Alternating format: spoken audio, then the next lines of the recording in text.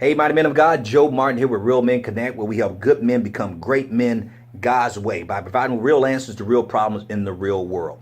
Now, you see, obviously, we're out on the Real Men Ride Along today, and you've never seen this background before, ever, when I've shot a Real Men Connect or Real Men Ride Along video. It's because I'm in my wife's office at her fitness studio. I'm waiting on an appointment. I'm having a meeting with a web person, and so I'm sitting here waiting, and I decided to shoot a quick video for you. Funny story, but with a great lesson in it, and I want to share it with you to my own demise, but I want to share it with you. About a week ago, my wife and I decided to go pick up my daughter from school. My daughter's in high school. She's 15 years old. And we decided, since we hadn't eaten lunch and we were starving, we figured let's have an early dinner and we'll have a really good dinner.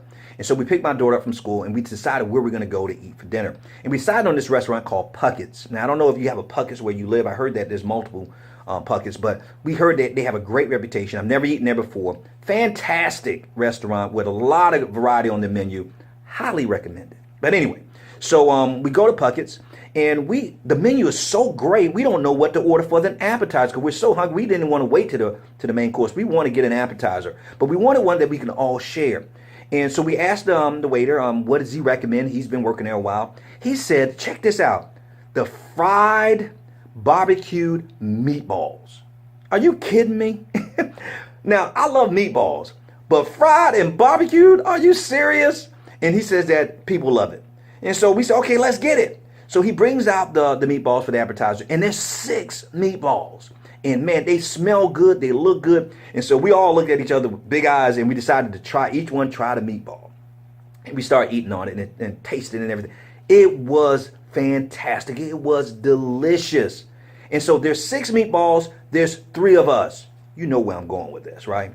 And so now all of a sudden we're still eating, because the meatballs are pretty decent sizes, right? So we're eating the meatballs, then all of a sudden it hits me that my wife, she drove and I was in the passenger side, that she did not validate the parking. So I asked her, I said, I don't remember you validating the parking. She said, oh, Joe, I forgot to do the parking. She said, could you take care of it for me? I said, oh, sure, baby, I'll take care of it. So I go outside to go take care of the parking meter and everything. And also I'm taking care of the meal. All right. So I go take care of the parking. I come back in and I can't wait. And then guess what? The meatballs are gone. All of them. All of them are gone. So, of course, I am ticked off. Now, I would love to say I'm super spiritual, which I'm not.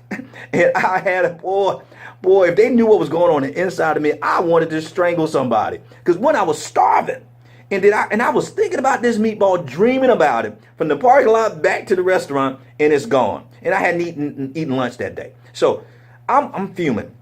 But I don't say anything because I know if I say something bad is going to come out of my mouth. So I don't say anything. And then, of course, to make matters worse, my wife started justifying. I said, what happened?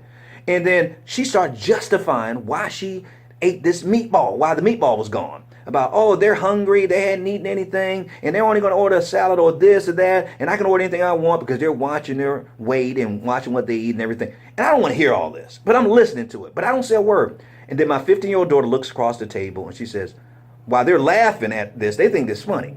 And my daughter stops laughing and she looks at me and she said, Mommy, I think Daddy's mad. And she was absolutely right. I was fuming, but I didn't say anything because, again, I know if I said something, I'm going to hurt somebody's feelings. And it's because I thought it was selfish. I thought they were not being sensitive, that they weren't thinking about me and all this other stuff. But I didn't say anything. But when my daughter said that, it made me stop and pause and check out my feelings. This is the reason why I'm shooting this video for you. And I'm like, wow, my daughter, even though I didn't say a word, she could read my face. She could see something's not right. And I said, Joe, you have a choice right now. I said, you're in the company of your wife and your daughter. And right now you can be upset. And for the rest of this meal and for the rest of this afternoon, you can sit there bitter and fuming about them eating that meatball. By the way, I asked them, I said, who ate the last meatball? They split it between both of them. So both of them were guilty. Both of them were guilty. And I said, Joe, you could sit here fuming and not enjoy the company and the blessing of being able to eat a dinner out with your family. And you can stay stuck. You can either enjoy this or you can be enraged over one meatball. So guys, what do you think I chose to do? I decided to swallow my pride because I couldn't eat a meatball. And I didn't choke on my pride. I swallowed it. And I said, God, I'm going to forget about it, and I'm going to focus on loving my family, regardless of what they just did to me. I got persecuted. And I said, so I'm going to honor my family. And I did, and we had a wonderful time. Now, I would like to tell you that I passed with flying colors because I didn't explode. I didn't let it ruin the evening. But however, at the end of the meal, my wife decided to encourage me and praise me for finishing my meal. I'm not a big eater. I am not a big eater. And so typically I'll have to take something home with me. She said, baby, I am so proud of you. I'm so proud of you. You finished all your meal. You hardly ever. Now, the food was excellent. But she said, you hardly ever finish your food. And of course, I had to let the flesh get to me. And so I said, yeah, baby. You know why I finished all my food? Because I was still hungry because I didn't have that last meatball. And of course, they bust out laughing. And my wife said, let me explain. I said, I'm just joking. But seriously, I wasn't joking. I just had to get that one jab in there. So even now in hindsight, I look back and say, God, I'm still a work in progress. You're not done with me yet. And so, guys, I'm telling you, I'm asking you, what is the meatball in your life that you're majoring in when it's really a minor thing? What is the meatball that's stopping you from being the man God has called and created you to be? What is the meatball that's stopping you from walking in love, in reconciliation, and restoration, and forgiveness, and humility with your family? Don't let a meatball mess you up and mess up your family. Guys, I hope this message bless you. And if it has, man, please share with another brother who may be struggling with some meatballs in his life. Because we know, as I always say, that we're males by birth, but we are men by choice. So each and every day, choose to be the man that God called and created you to be. Because a male and a great meatball is a terrible, terrible thing to waste.